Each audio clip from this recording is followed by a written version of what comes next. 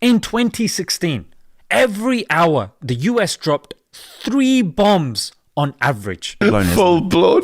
Assalamu alaikum guys, and welcome to another episode of Smile to Jannah. This Ramadan, I'm raising money for the orphans and the poor in Gambia. I'm doing it with my trusted spot charity started by a friend. It's grassroots and allows donors to go and visit. I've been twice. And here you can see the boreholes we collected for last year thanks to your generous donations. Link in the description. That's a genius.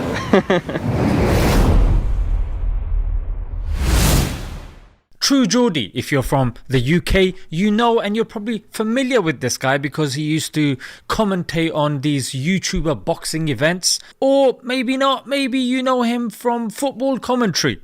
Regardless, this is the sort of crowd that he has, the young crowd, the kind of football fanatics, as you might want to call them. To see these guys talking about fasting, and let's be honest, having a frank conversation, I could see it wasn't malicious and they were just bouncing off each other, couched in banter. So bearing all that in mind, there were a few blunders that our friends made, so I thought, why not just make a short, sweet, snappy video dealing with some of the things that maybe you guys were possibly unsure of or mistaken. You're an atheist for a start, so agnostic atheist, but yeah, sure. There's no such thing as that, mate, yeah? These are two diametrically opposed views. Atheism is certain that there's no God. Agnosticism is unsure if there's a God. I just don't think, to quote Chris Rock, that on Judgment Day, my diet's going to come into question.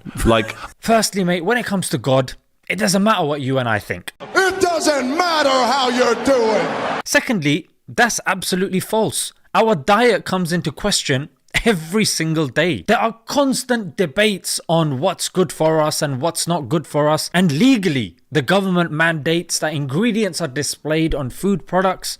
This could be because of allergy reasons, ethical reasons, and possibly others. To such a degree that even eggs here in Britain have to have, the Class A ones have to have a code printed on the damn egg.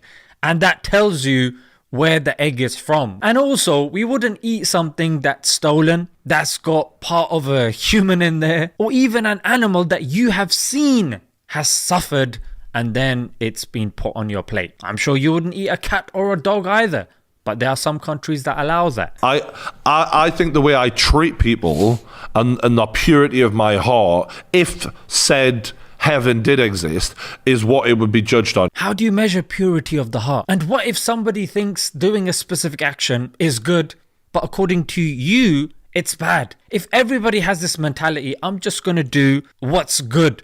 Yeah, good is subjective. You can't run a society like that. I might think it's okay to have animals. Somebody might think I'm a butcher, mate. It does seem silly, but that's not me trying to offend anyone because I know it's something people are passionate about. We believe life is a test.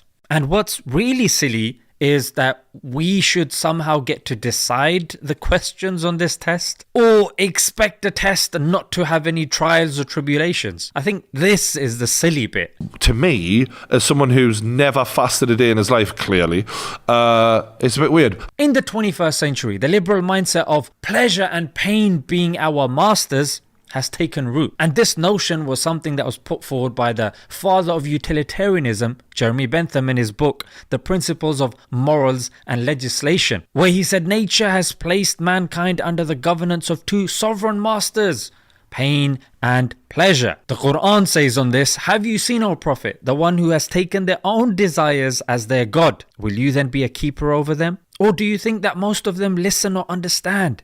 They are only like cattle. No, more than that, they are astray from the right path." So in this very era, Islam is tutoring us on how to control our desires and not become subservient to them. In fact, Islam is giving us true freedom. And if we don't opt for this way, then we're going to be enslaved by drugs, materialism and promiscuity, and all three are being exploited by corporations and the capitalist society that we're living in. I do it for health reasons, first of all.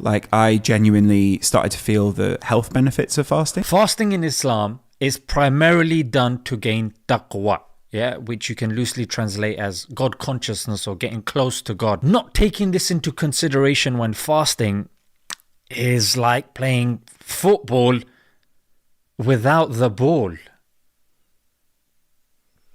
Yeah, Day every 3. time I've done it, by day 3, you begin to feel a form of mental clarity. Oh, that's good. Yeah, now you can understand why Pythagoras, Socrates, and Confucius, these people that are known in Western circles, why they would also fast. Fasting for health, longevity, Nobel Prize winning research on cell aging. Japanese cell biologist won the Nobel Peace Prize for Medicine in 2016 for his research on how cells recycle and renew their content, a process called autophagy. Fasting activates autophagy, which helps slow down the aging process and has positive impact on cell renewal. His work was studied in yeast, so not in the human body, but in yeast. So it worked on yeast. Yeah, it works on me. All I'm Or saying might is... not. It might be bullshit. This is true. He got a Nobel Prize for it. But it's also a basic principle of microbiology because yeast and humans share hundreds of genes. And because of this, it's easier and cheaper to experiment on yeast. Your Mrs. family are Muslim, yeah. full All of them. believers. Full-blown. I nearly said full-blown. Full-blown Muslim.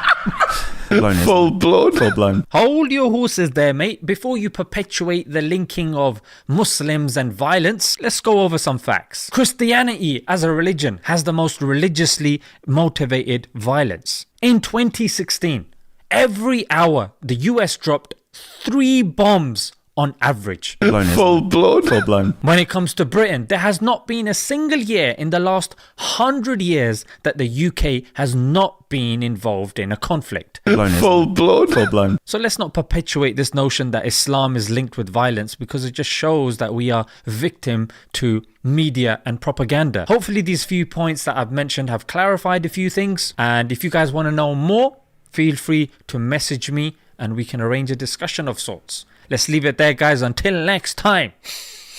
Assalamu alaikum.